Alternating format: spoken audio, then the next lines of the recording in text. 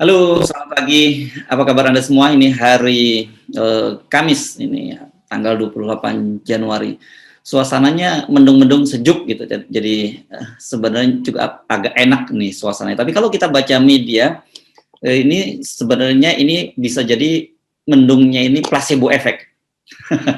Karena saya membaca statement dari Sekjen Persatuan Rumah Sakit Seluruh Indonesia. Ini kalau angka pandemi COVID ini terus meningkat, itu bakal kolab tuh rumah sakit se-Jawa dan Bali. Padahal kan kita tahu angkanya terus naik nih, Bung Rocky. Ya, saya kira modeling yang dibuat oleh epidemiologis Indonesia maupun dunia sudah memprediksi ekstrapolasi itu tuh. Jadi sebetulnya ini bukan sesuatu yang tiba-tiba ada di depan mata, tetapi hal yang sudah mulai dicicil oleh keburukan kebijakan. Jadi keburukan kebijakan mencicil kolapsnya ini. Jadi kita bisa katakan tadi ini kolaps yang memang sebetulnya by design. Jadi karena tidak dilakukan persiapan dengan matang, maka dianggap sebetulnya ini adalah kejahatan terselubung. Kita mesti anggap begitu. Lain kalau memang ini semacam Merapi tiba-tiba meletus, lalu ada tsunami di Indonesia Timur misalnya. Nah, itu artinya sesuatu yang possibilities-nya tiba-tiba ada di depan mata. Ini bukan possibilities, ini probabilities. Probability itu udah dihitung oleh dokter-dokter, ahli kesehatan masyarakat, bahkan WHO bikin ekstrapolasi itu tuh. Jadi sebetulnya kolapsnya itu betul-betul kita paham dari awal. Yang nggak paham itu justru kekuasaan, pejabat, pemerintah, presiden. Karena dianggap sebagai hal yang enteng. Kan ini masalahnya, presiden itu kehilangan sense of reality. Dia nggak punya lagi kemampuan untuk mengetahui bahwa dia adalah bagian dari kebijakan yang buruk. Kalau saya dengar misalnya keterangan presiden dalam 2 hari ini, ya dia berduka, tetapi dia nggak tahu bahwa duka itu disebabkan oleh kebijakan beliau yang buruk. Kan itu soalnya kan. Jadi seolah-olah presiden jadi seperti ya seperti saya mengatakan oke, saya ikut berduka tuh. Presiden berduka. Loh, presiden tidak boleh berduka harusnya kalau dia bisa cegah ini kan. Jadi presiden dia jadi evaluator juga atau jadi komentator bahkan. Gimana Pak Presiden saya berduka? Loh, dia bukan komentator, dia adalah perencana dari kekacauan ini nih. Itu bedanya tuh. Orang yang kehilangan sense of reality itu bagian di otaknya itu yang namanya hipokampus itu tidak bisa mencerna memori dari apa yang terjadi. Nah, memori kita itu udah dari setahun lalu diterangkan bahwa ini akan ada eskalasi. Lalu dibikin ekstrapolasi oleh ahli statistik. Dan ditemukan bahwa Indonesia memang potensi kolaps. Sekarang ada di depan mata tuh. Jadi itu, saya kira intinya itu tuh, bahwa pemimpin bukan sekedar mengucapkan bela sungkawa, dia mesti mengevaluasi dirinya tuh. Jadi dia mengevaluasi COVID, tapi tidak mengevaluasi dirinya. Kan itu soalnya. Ya, dan ini tadi memang kebetulan karena saya membaca berita ini, saya tadi pagi chatting dengan salah satu epidemiolog yang dulu sering dibully gitu, karena dia memang kalau ngomong sangat terbuka nih, Dr. T. Fauzia. Dia bilang, kan saya sudah mengingatkan itu sejak 9 bulan lalu gitu. Tapi kan dia kemudian dibully oleh buzzer. Nah, pola-pola semacam inilah kemudian saya kira yang menutup mata para pemimpin kita, karena semua kemudian ditutupi, semua kebijakan yang salah itu ditutup dengan cara mengerahkan para buzzer. Ya, buzzer itu kan artinya makhluk yang lidahnya lebih panjang dari akalnya. Itu namanya buzzer gitu. Itu definisinya. Oke, saya catat.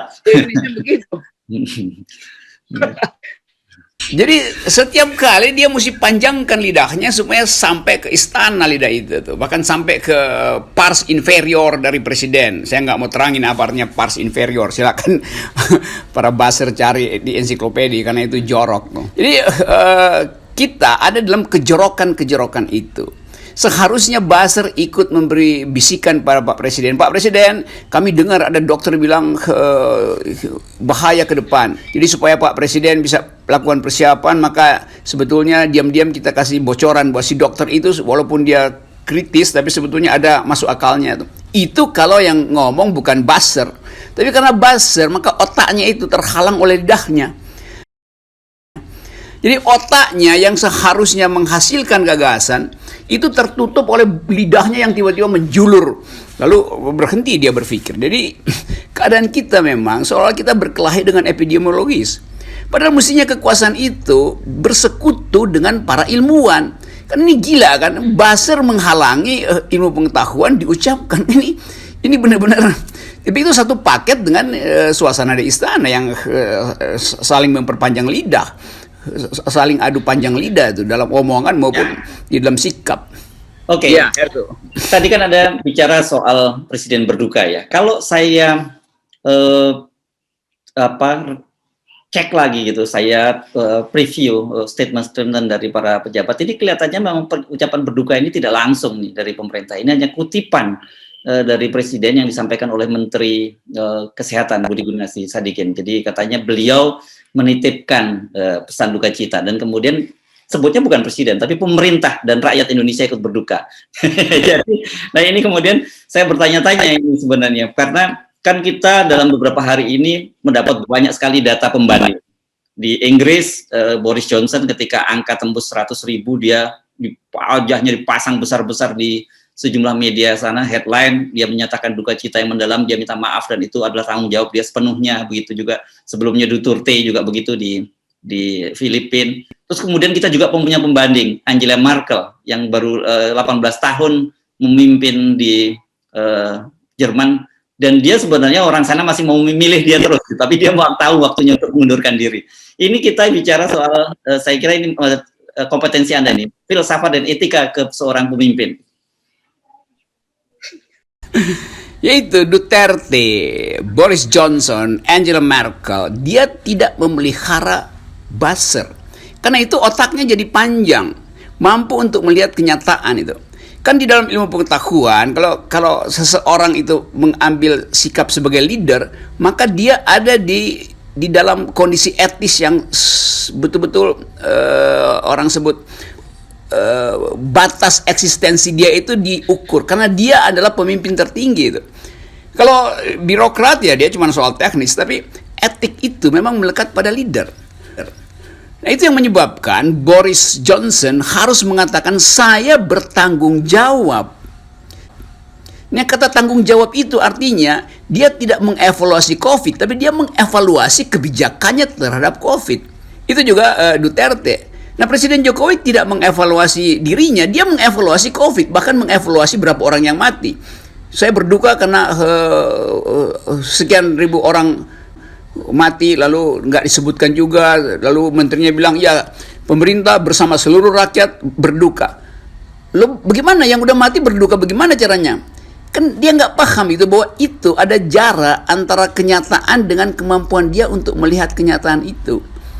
Jadi nggak mungkin orang Indonesia berduka terhadap orang Indonesia, kan ini soalnya kan. Jadi self itu ada di dalam kondisi yang tidak mau bertanggung jawab sebetulnya, sehingga dia deny itu. Jadi keadaan ini yang menunjukkan bahwa dari awal konsep penanganan COVID ini adalah persiapkan liang lahat, persiapkan UGD, persiapkan vaksin macam-macam. Jadi pikirannya adalah akan terjadi peningkatan, kayak itu persiapkan. Kan mestinya usahakan supaya jumlah ranjang itu tidak bertambah di rumah sakit, jumlah yang kubur tidak bertambah. Tapi nanti kalau ada ekstrapolasi, nanti Presiden bilang, oke, kami akan siapkan Wisma Atlet, kami akan siapkan hotel bintang 3, kami akan tambah kuburan. Itu artinya dia nggak mencegah. Kan jalan pikirannya kan terbalik kan.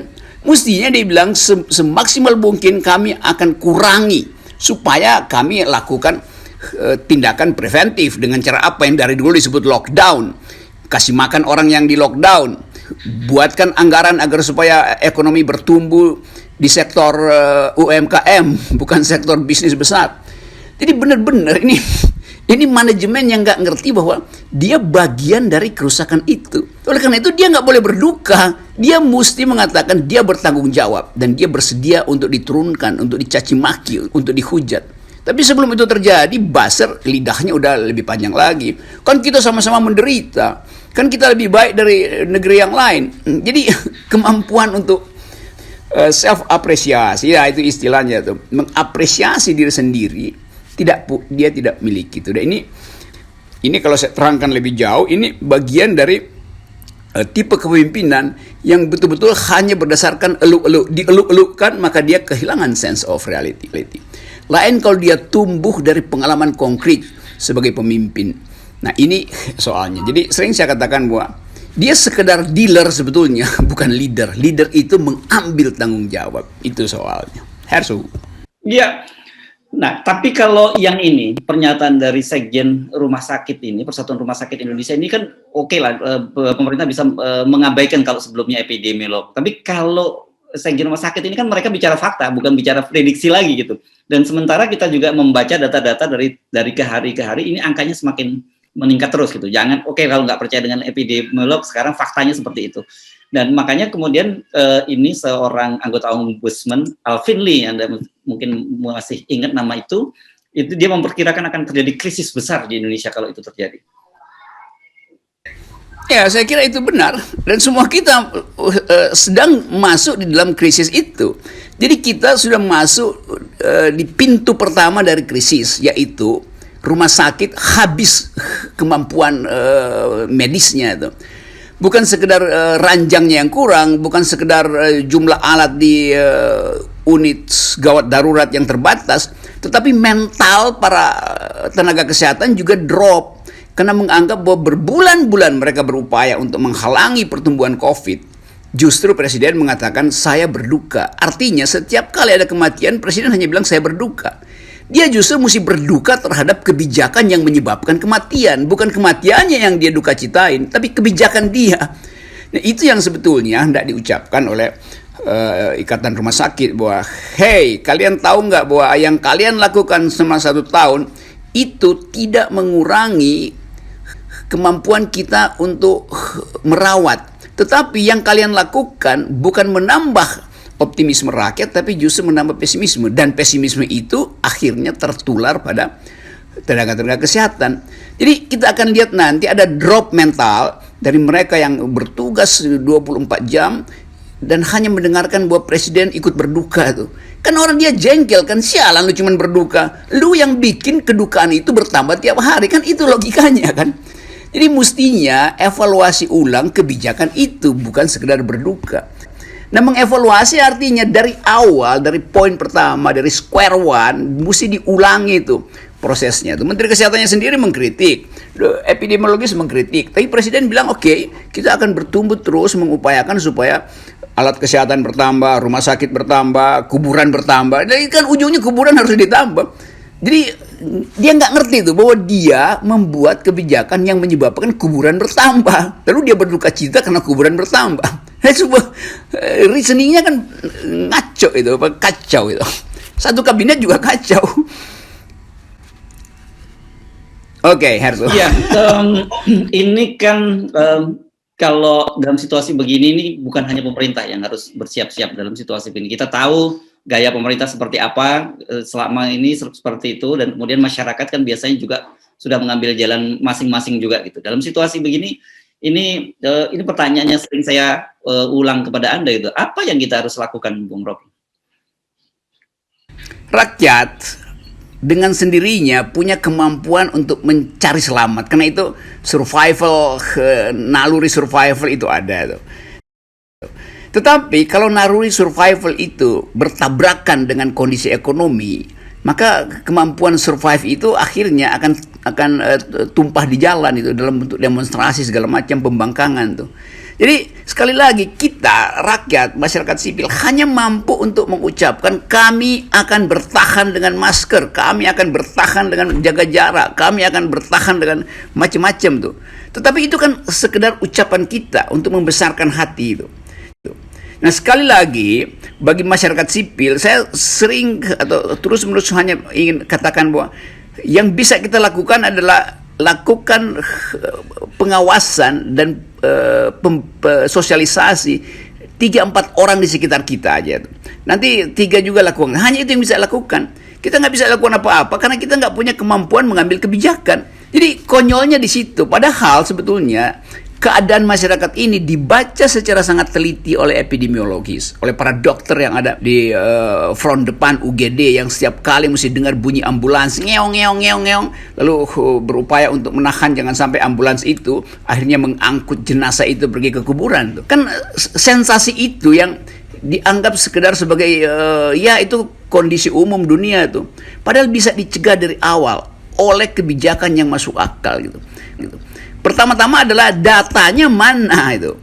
Jadi bagian yang diucapkan oleh presiden selalu hanya mendasarkan pada apa yang disodorkan oleh buzzer, oleh kabinetnya, yang sebetulnya nggak ada basis datanya tuh. Karena selalu dianggap bahwa oke, puskesmas tersedia. Iya, puskesmas di Jawa. Jadi presiden nggak ngerti bahwa Indonesia ini bukan Jawa. Jadi bagian-bagian itu yang akhirnya terakumulasi menjadi ketakutan atau kecemasan kita bahwa ini akan kolaps. Dan saya kira memang akan kolaps itu. Nah kalau kita kolaps, nah udah unit terkecil dari solidaritas itu yang terpaksa kita mesti aktifkan itu. Apa itu misalnya tuh? Ya saling mewakafkan sisa tabungan pada tetangga yang kekurangan telur ayam, padahal telur ayam import padahal tetangga itu ada di kampung sehingga dia sebetulnya ingin agar supaya ayam kampungnya itu harganya mencukupi untuk kebutuhan dia tuh. Jadi hanya itu, jangan kita wakafkan pada pemerintah karena kita nggak tahu apa yang akan dia lakukan dengan wakaf uang kita itu. Kita wakafkan aja pada 2-3 keluarga di sekitar kita tuh, tetangga, dan tetangga itu juga mewakafkan pada tetangga yang lain. Jadi jangan pemerintah karena kedunguannya sendiri berupaya merampok lagi solidaritas masyarakat. Wakaf itu adalah solidaritas masyarakat, bukan elemen ekonomi kabinet. Jadi itu poinnya. Ya, saya kira ini penting ini poin solidaritas di antara kita ini mesti ditingkatkan karena kalau kita lihat warning yang sangat serius tadi dan kemudian juga kita tahu bagaimana pemerintah selalu mengambil kebijakan, ya tidak ada jalan lain kita mesti menyelamatkan diri kita sendiri dan juga orang-orang sekitar kita. Ya, betul. Saya kira poin itu pagi ini yang mesti kita ucapkan terus-menerus. Dan bagi teman-teman yang ingin mendengar ulasan yang lebih akademis, itu saya lihat di Harshbun Point ada percakapan dengan Dokter Dokter Pandu, juga banyak tulisan di FNN yang berupaya untuk mengingatkan pemerintah. Jadi FNN sedang berupaya untuk menghasilkan solidaritas melalui pikiran-pikiran kritis itu. Jadi ikuti FNN, ikuti Harshbun Point of View.